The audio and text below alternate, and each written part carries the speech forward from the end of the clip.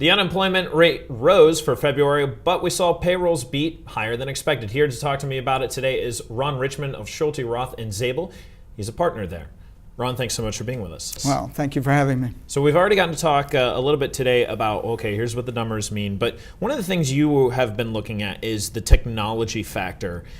With the unemployment rate rising and still remaining elevated, how is this going to affect things in the future? Well, I think this is really a long-term issue that we're going to have to deal with, because employers are able to do more work with fewer people because of increases in technology and the efficiency of technology.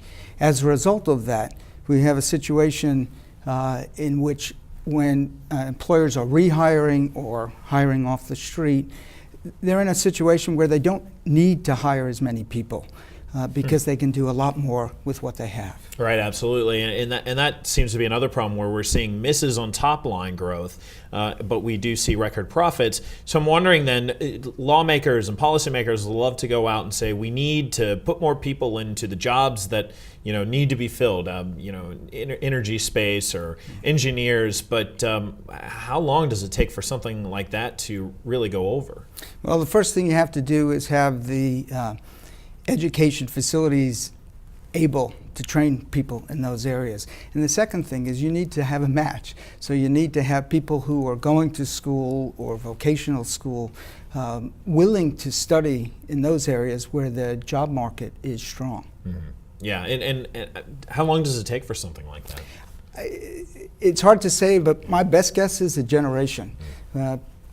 Students need to see that there have been some difficulties if they come out of school and they don't have skills that are marketable, and need to see the areas in which they're marketable, because it's very hard for anybody to predict going into school as to what's going to be hot in the job market. Yeah, so not immediate gratification on having these jobs filled, but maybe in the future here, there is quite a bit of hope. I mean, we still have quite a bit of good educational infrastructure, and the money does seem to be moving that way. Ron, thanks so much.